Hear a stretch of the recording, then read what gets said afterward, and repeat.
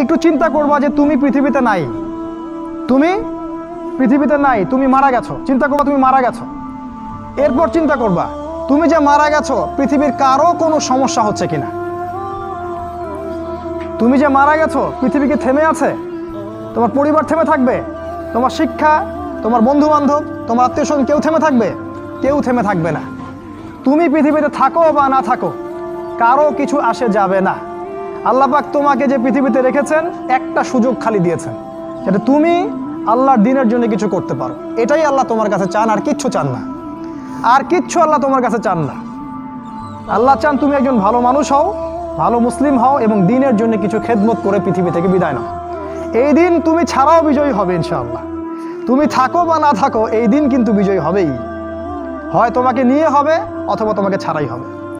শেষ জামানায় মদিনা, এই যে আমাদের মদিনা, এর গুরুত্বটা কমে যাবে। এটা আবু দাউদে আছে হাদিসটা।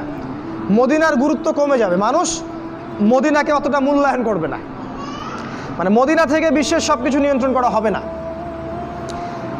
তখন জেরুজালেমের গুরুত্ব বেড়ে যাবে। ওই ইসরায়েল যেটা দখল করে রাখছে ফিলিস্তিনে, ওর গুরুত্ব পৃথিবীতে বেড়ে যাবে। দেখবেন আজকের বিশ্বের সব কিছু ওইখান থেকে নিয়ন্ত্রিত হয়। মিডিয়া বলেন, প্রযুক্তি বলেন, রাজনীতি, অর্থনীতি, সব কিছু ওইখান থেকে। সারা বিশ্বের মূল জায়গাটা এখন জেরুজালেম। নবীজি বলেছেন যখন এই অবস্থা হবে তখনই মালহামা শুরু হবে। সাহাবীরা বললেন মালহামা কি জিনিস?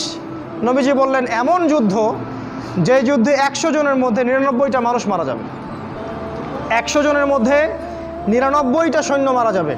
দে ক্যান কিল দ্য পিপল, তারা শুধু মানুষকে মারতেই পারবে।